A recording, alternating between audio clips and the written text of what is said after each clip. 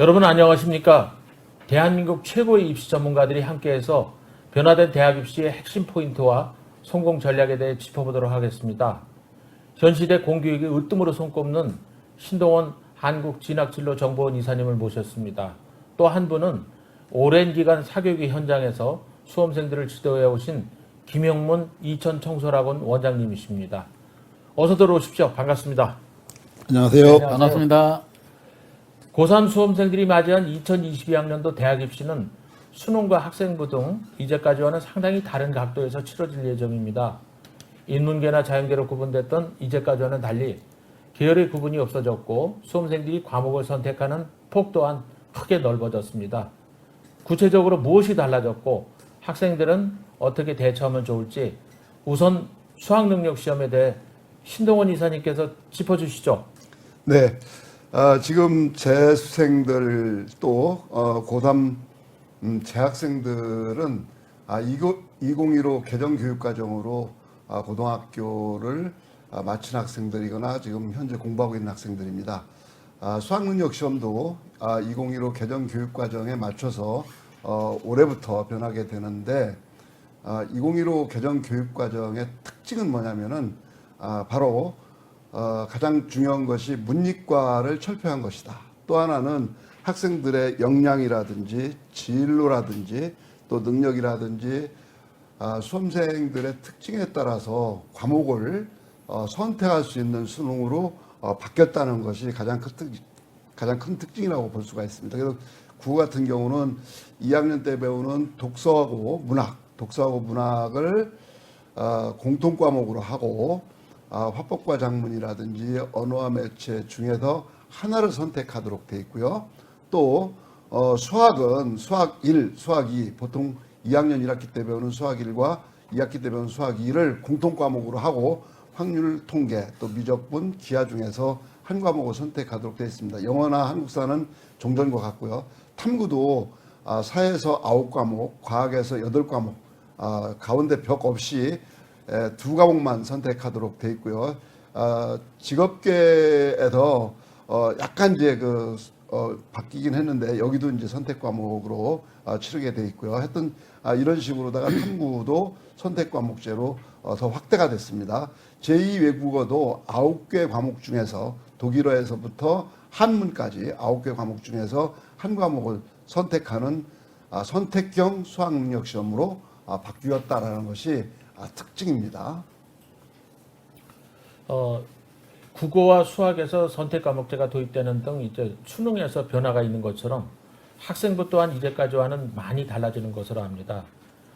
일반 과목 외에도 진로 선택 과목이 있는데 수험생들 입장에서는 그 중요도나 선택 방식을 이해하기가 좀 어렵고 특히나 수능 자연계 선택 과목의 하나인 기하는 미적분과 달리 진로 과목에 들어있어서 자칫 소홀히 대할 가능성을 안고 있는데 이렇게 시행되는 이유가 어디에 있는지 신동원 이사님은 최근까지 휴문고등학교 학교장으로 계셨으니까 그 과정을 아마 잘 파악하고 계시리라고 믿습니다. 네, 이런 과정을 아시려면은 우선 2015 교육 과정의 전반적인 특징을 아시는 게 좋을 것 같습니다. 그래서 간단하게 설명하도록 하겠습니다. 2015 개정 교육 과정 보통교과 교과목을 보면은 주로 이것은 이제 일반계 고등학교에서 배우는 교과목인데요. 공통과목과 선택과목으로 이렇게 나뉩니다.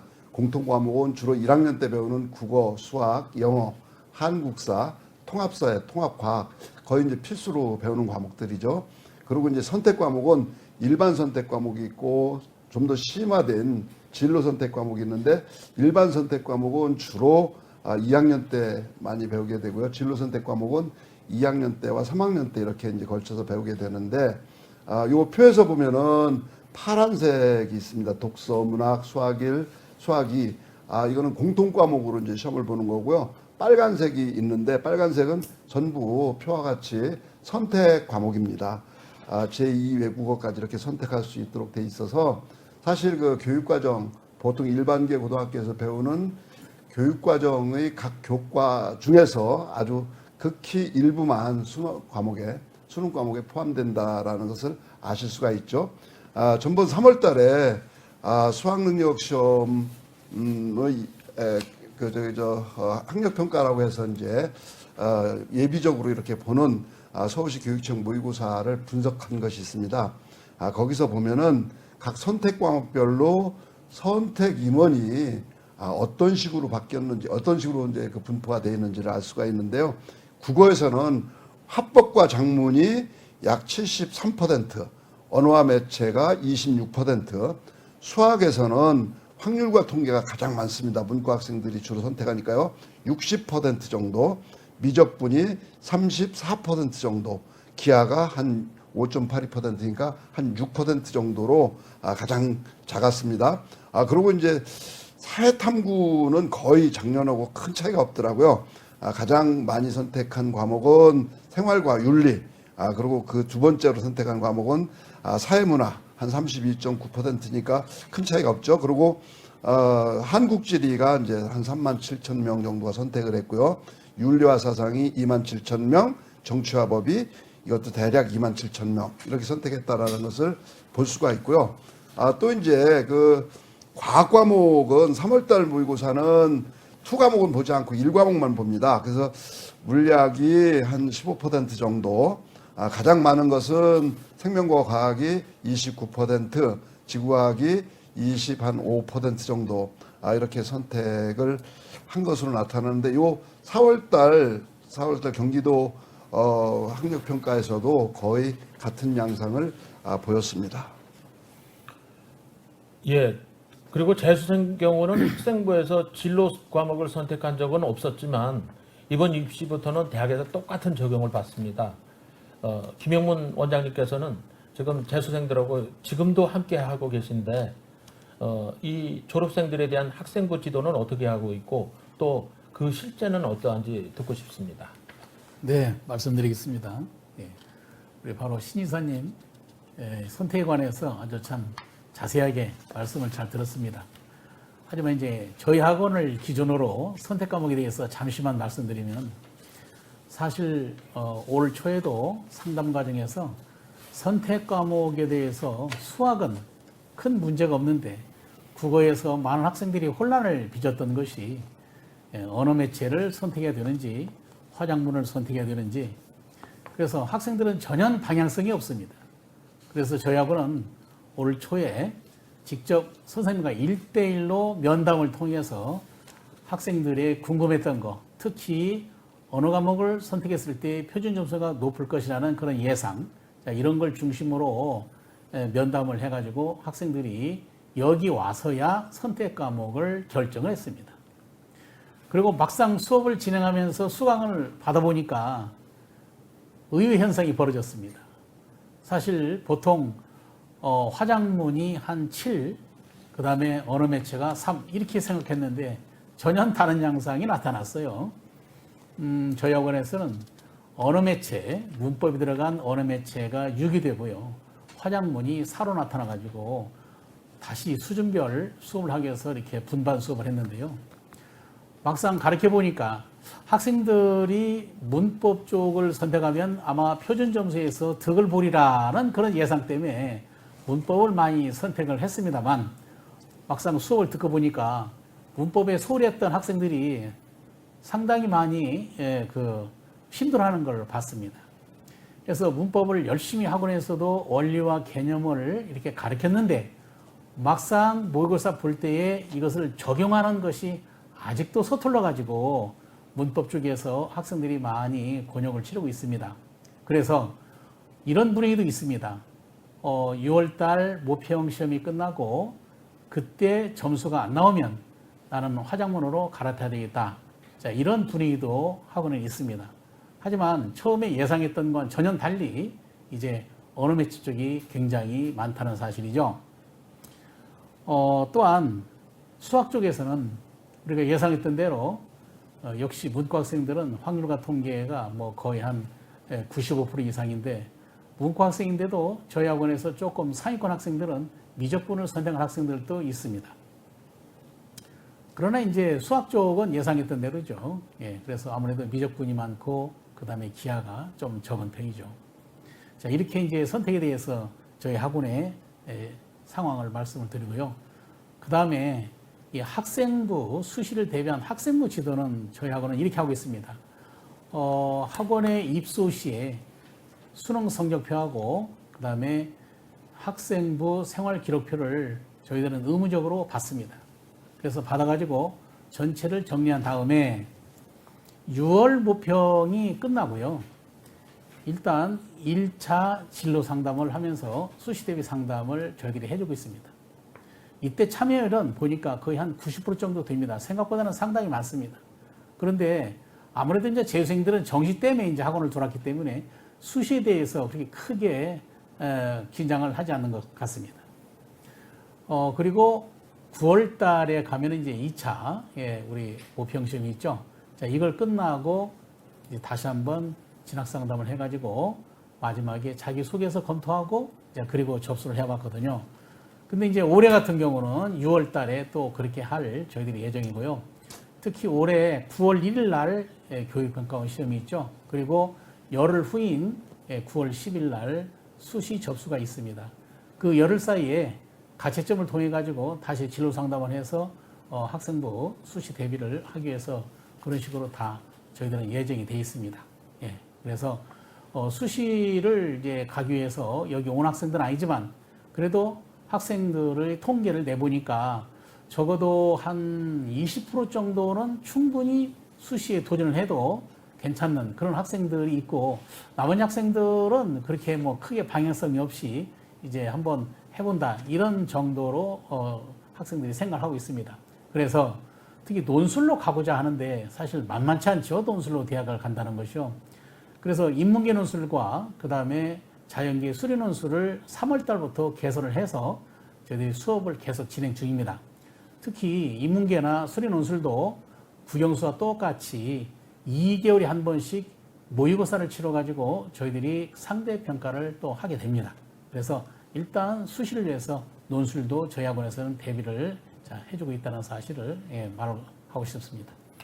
이제까지 그 수험생들이 선택 과목을 정하는 그 틀을 보면은 대체적으로 좀 쉽다고 생각하는 그런 과목들을 많이 택해왔는데 지금 원장님께서 계시는 이천총솔 학원 같은 경우는 다소 어렵게 느껴지는 과목들을 이제 특히 국어에서 많이 선택을 했다. 네. 예, 그러면 이제 그렇게 했을 때 실제적으로 출제 난이도가 좀 어긋나거나 또는 너무 어렵게 출제됐을 때 학생들이 그 시험에서 다소 이제 그 저하된 그런 기록을 받을 수도 있는 상황이 올 수도 있을 텐데 그 점은 어떻게 지도를 하십니까? 네, 그런데 이제 그것에 대해서는 저희들은 결론을 먼저 말씀드리면 특히 국어에서 어느 매체를 선택하냐, 화작문을 선택하냐. 그래서 일단 이렇게 저희들은 학생들한테 이야기를 합니다. 우선 내가 좋아하는 것, 그 다음에 내가 자신 있는 것. 일단 언매나 화작문이 결국은 정해지는 것은 바로 독서와 문학이라는 공통 과목에 의해서 일단 정해지는 것이지 원점수로 정해지는 것이 아니기 때문에 실제 올해 같은 경우에 언매가 유리하냐 화작문이 유리하냐는 저희들이 알 수가 없을 것입니다. 그래서 예를 들어서 언어 매체를 선택했는데 점수가 20점밖에 안 나왔다. 그렇기 때문에 내가 화작문을 선택하는 것이 훨씬 좋겠다. 이것도 저희들로서는 예상할 수 없을 것 같습니다. 사실 표준 점수를 하기 때문에 언어 매체 20점하고 그 다음에 화작문 20점하고 똑같을 수가 절대 없을 겁니다. 예. 현재 나타난 것은 아무래도 이제 언어 매체 선택한 학생들이 표준 점수에서 우리 교육청 모의고사 보게 되면 그건 3점가량을 이렇게 득을 보게 돼 있습니다. 과연 이것이 나중에 가서 수능 때 이것이 적용이 될지. 예. 그래서 일단 학생들한테는 자신 있는 거, 하고 싶은 거 이쪽을 저희들이 권하고 있습니다. 네. 그리고 이제 2022학년도에 수험생들이 수능 시험에서 선택 과목을 결정하는 그런 경향을 보면은 국어와 수학의 경우에 일정한 룰이 작용하는 걸 보게 됩니다. 국어의 경우는 이제 화법과 작문 선택이 언어와 매체 과목 선택을 압도하고 있고, 수학의 경우는 계열에 따라서 인문계는 확률과 통계를, 자연계열은 기하 과목보다는 미적분 과목을 주로 선택하고 있음을 알게 됩니다. 지난 3, 4월의 교육청 모의고사에서 이게 확연하게 드러났죠. 이 반면에 대학들은 그 위상과 위치에 따라서 수능 시험 선택 과목을 지정한 것으로 압니다만 어떤 차이가 있는지 그건 신동원 이사님께서 설명해 주시죠. 네, 그 2015 개정 교육 과정이 사실은 문익과 벽을 허무는 그런 그 교육 과정입니다. 그리고 또 우리 2022 수능은 선택 중심 이렇게 수능인데도 불구하고 상위권 대학이라든지 의예과나 약학과 같은 인기학과에서 선택 과목을 지정하고 이렇게 나섰습니다. 이거에 대해서 전문가 중에서는 교육과정을 무시했다 이렇게 말씀하시는 의견도 있으나 아무래도 심화된 미적분이라든지 기하 공부를 한 학생들이 대학에 들어오는 것이 대학 공부를 잘할 수 있다 싶어가지고서 자연계열을 중심으로다가 지정한 것 같습니다. 네, 원래 2015 개정교육과정의 추진은 문과와 이과의 벽을 허무는 교육과정이었습니다. 그리고 학생의 능력에 따라서 선택하는 선택형 수능으로 바뀌었는데 상위권 대학이라든지 인기학과인 의예과라든지 약학과 뭐 수의과 등 이런 과에서 수학 과목이나 과학 과목을 지정을 했습니다. 일부 전문가들은 교육과정에 반하는 정책이다라고 얘기했는데 사실 뭐 대학에서 그 교육과정을 제대로 대학 교육과정을 제대로 이수하고 공부하려면은 미적분이나 기와 같은 어려운 과목을 공부하고 오는 것이 좋겠다라고 해서 대학들이 그렇게 지정을 하게 된 것이죠. 인문계나 사회계열은 국어라든지 수학이라든지 탐구에서 과목을 정하지 않았습니다. 예를 들어서 화법과 작문, 언어와 매체 중에서 아무거나 하나 선택해도 좋고 확률 통계, 미적분, 기하 중에서 아무거나 하나 선택해도 좋고 또 탐구도 사회든 과학이든 구분 없이 선택하라 이렇게 해서 인문사회계열에서는 특별히 지정한 것이 없습니다. 그런데 자연계열에서 국어는 또 지정을 하지 않았어요. 거의 모든 대학들이 서울대학이라든지 중위권 대학인 뭐 계명대나 경희대 이런 데서 지정하지 않았는데 자연계열에서 수학을 보면은 확률 통계를 선택해도 좋다. 세 과목 중에서 하나 중에서 아무거나 선택해도 좋다 하는 대학들은 중위권이나 중하위권 대학에서 자연계라도 좋다. 확률 통계 선택해서 시험 본 학생들 지원할 수 있다 이렇게 열어놨는데 조금 상위권 대학, 경희대학이라든지 부산대, 서강대, 서울대, 뭐 서울과학기술대학교, 세종대, 뭐 연세대, 이화여대 이런 대학들은 자연계열에 지원을 할 경우 무조건 미적분이나 기하 중에서 하나를 선택해야 지원할 수 있다. 이렇게 문을 딱 닫아놨습니다.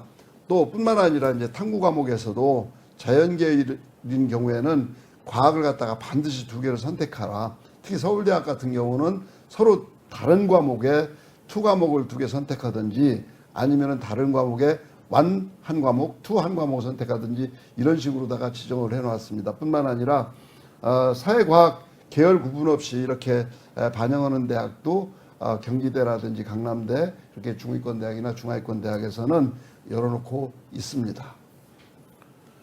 수능과 학생부의 변화도 있지만은 특히 대학들이 그 위상에 따라서 이렇게 차이를 두는 것을 우리가 잘 볼 수가 있겠습니다.